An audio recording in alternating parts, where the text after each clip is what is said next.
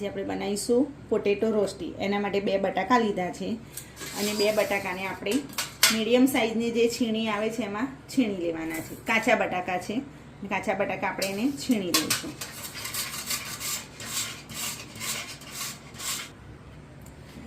ચાલો, આપણે 2 બટાકા હતા તે મસ્ત છીણાઈ ગયા છે. ચાલો, આપણા બટાકા છીણાઈ ગયા છે. હવે આ બટાકાની છીણમાંથી આપણે દબાવીને બધો રસ કાઢી દઈશું. તમે કપડામાં પણ નીચવી શકો છો ઘસીને. જેટલો નીકળે ને એટલો બધો સ્ટાર્ચ આવે છે એ બધો કાઢી નાખવાનો હોય છે.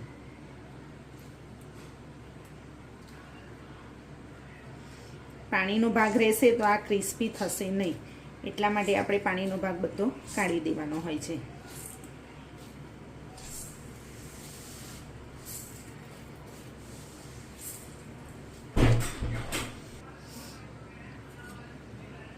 આપણે મસ્ત બટાકામાંથી બધો રસ કાઢી લીધો છે. બટાકા કોરા થઈ ગયા, બને ત્યાં સુધી બધો રસ કાઢી લીધો છે. હવે આની અંદર આપણે બધો મસાલો કરીશું. ચલો, હવે આ બટાકાની અંદર આપણે બધો મસાલો કરીશું. પહેલાં તો આપણે ચોખાનો લોટ એડ કરીશું. એની અંદર 2 થી 3 ચમચી જેટલો આપણે ચોખાનો લોટ એડ કરીશું.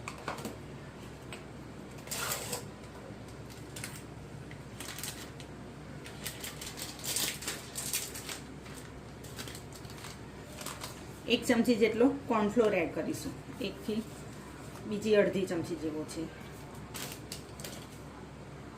હવે આ બધાને આપણે મિક્સ કરી લઈશું.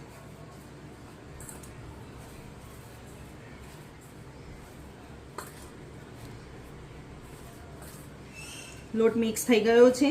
હવે એની અંદર આપણે બધા મસાલા કરીશું. 1 ચમચી જેટલો ઓરેગાનો એડ કરીશું. 2 ચમચી જેટલો ચીલી ફ્લેક્સ છે. ચપટી સૂંઠ પાવડર છે. થોડોક મરી પાવડર છે.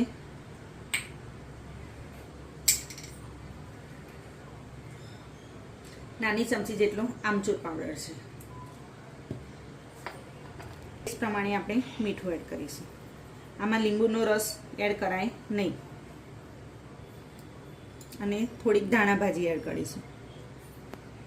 એડ કર્યા પછી આપણે 2 લીલા મરચાં, તમને તીખું જેવું જોઈએ એ પ્રમાણે તમે મરચું એડ કરી શકો છો. આપણે આગળ ચીલી ફ્લેક્સ નાખ્યા છે એટલે 2 લીલા મરચાં હું એડ કરું છું. એમાં કોરું લાલ મરચું નાખવું હોય તો એ પણ નખાય છે, પણ મારે લીલું મરચું ના બનાવવા છે. લીલા મરચાં તીખા છે. આ એકદમ પતલા પતલા ઝીણા ઝીણા સમારી દેવાના છે.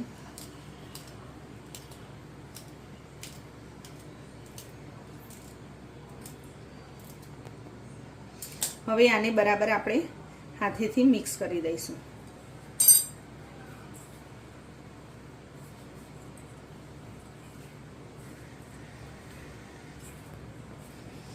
તમને આમાં થોડુંક ઢીલું લાગે, ભીનું પાણીનો ભાગ વધારે લાગે તો તમે કોર્નફ્લોર કે ચોખાનો લોટ એડ કરી શકો છો. આવું મસ્ત લોટ બાંધતા હોય એવી રીતે આપણે એને બાંધી દેવાનો છે. પાણીની બિલકુલ જરૂર પડી નથી. 2 બટાકા અને માપ લોટનો અને કોર્નફ્લોરનો બરાબર છે એટલે પાણી બિલકુલ જરૂર પડી નથી. તમે મીઠું મરચું ઓછું વધતું લાગે તો તમે વચ્ચે એડ કરી શકો છો. ચાલો, હવે આપણે તાવડી જાડી હોય ને એ તવી પર શેકવાનું છે. તો આપણે તાવડી ગરમ કરવા મૂકી દેવાની. જાડા તળિયાવાળી મૂકવાની હોય છે અને આવી નાની નાની પતલી પતલી ટિક્કી વાળી દેવાની હોય. એની ઉપર આપણે તેલ લગાવી દઈશું અને તેલની ઉપર આપણે આમ કરીને મૂકી દઈશું. આ ઢોસાનો નોનસ્ટિક તવો છે. જાડા તળિયાવાળી તવી હોય તો પણ લેવાય છે.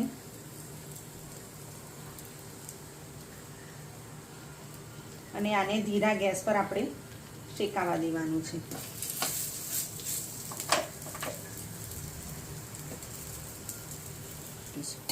ચાલો, આપણી બધી ટીકી આવી રીતે ગોઠવી દીધી છે રોસ્ટી, અને એની ઉપર આપણે થોડુંક તેલ લગાવી દઈશું. અને આને ધીરા ગેસ પર એકદમ ક્રિસ્પી થવા દેવાનું છે. આગળ નીચે મૂક્યું એ વખતે પણ આપણે તેલ લગાવ્યું હતું. તમે બટરમાં પણ કરી શકો છો, પણ બટર કેવું હોય છે કે વાર લાગે ને તો નીચેથી બળી જાય તો કાળું થઈ જવાની બીક રહે, એટલા માટે તમે તેલમાં કરવું આગળ પડે.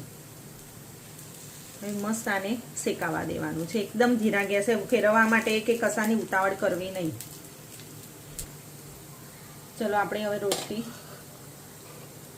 ફેરવી દઈએ. મસ્ત ક્રિસ્પી થવા માંડી છે, ચડવા ગઈ છે.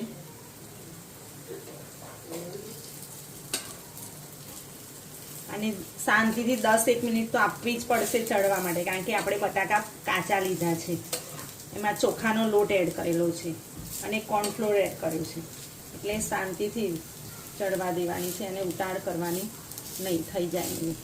ચાલો આપણે પોટેટો રોસ્ટી મસ્ત શેકાઈને તૈયાર થઈ ગઈ છે, ઉપરથી ક્રિસ્પી અને અંદરથી સોફ્ટ એવી ટેસ્ટીદાર મસાલેદાર, મજા આવે ખાવાની. છોકરાઓને લંચ બોક્સમાં આપીએ ને, છોકરાઓને મજા આવે. કોઈ ગેસ્ટ આવેલા હોય આપણી ઘરે અને ઇમરજન્સીમાં નાસ્તો કંઈક બનાવવો હોય ને તો પણ આ બની શકે છે.